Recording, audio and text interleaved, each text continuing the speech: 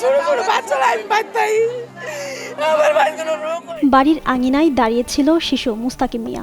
এই সময় অতর্কিত গুলি চালিয়ে শিশুটিকে হত্যা করা হয়। দুই গ্রুপের দ্বন্দ্বে এভাবেই বলি হলো 13 বছরের শিশু, আর আহত হয়েছেন অন্তত 10 জন। বুধবার সকাল 6টার দিকে নরসিংদীর রায়পুরার শ্রীনগর ইউনিয়নের সাইদাবাদ গ্রামে এই ঘটনা ঘটে। পুলিশ ও শিশুটির পরিবার জানায়, কয়েক বছর ধরে উপজেলা চরাঞ্চল সাইদাবাদ এলাকায় হানিফ মাস্টার ও এরশাদ মিয়া গ্রুপের মধ্যে আধিপত্য বিস্তার ও গোষ্ঠীগত দ্বন্দ্ব চলে। ভবিষ্যৎ হোক নিরাপদ, বিনিয়োগ হোক বিশ্বস্ত, আর আমার পছন্দ সল্ট বে। ওয়েলকাম টু সল্ট বে।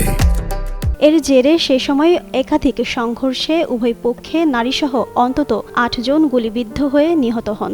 শুধু তাই নয়, ঘটে বাড়িঘরে হামলা ও লুটের ঘটনাও। বুধবার এরশাদ গ্রুপের সমর্থকেরা হানিফ মাস্টারের লোকজনদের বাড়িতে আগুন ধরিয়ে দেন, গুলি বর্ষণ করেন। এই সময় গুলিতে মুস্তাকিম মিয়া নিহত হয়।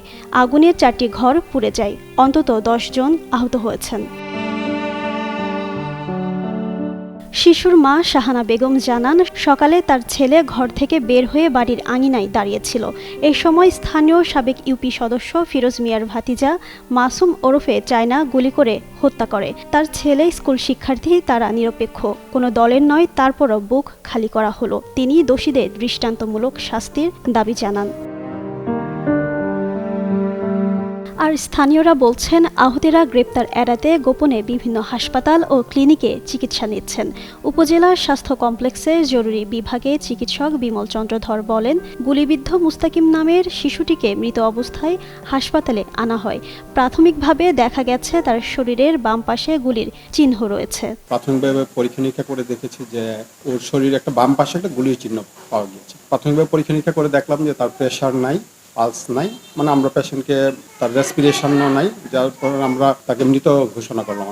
এদিকে রায়পুরা থানার ভারপ্রাপ্ত কর্মকর্তা মোহাম্মদ মুজিবুর রহমান বলেন, আধিপত্য বিস্তার কেন্দ্র করে দুই গ্রুপের সংঘর্ষে শিশুটি গুলিবিদ্ধ হয়ে নিহত হয়েছে।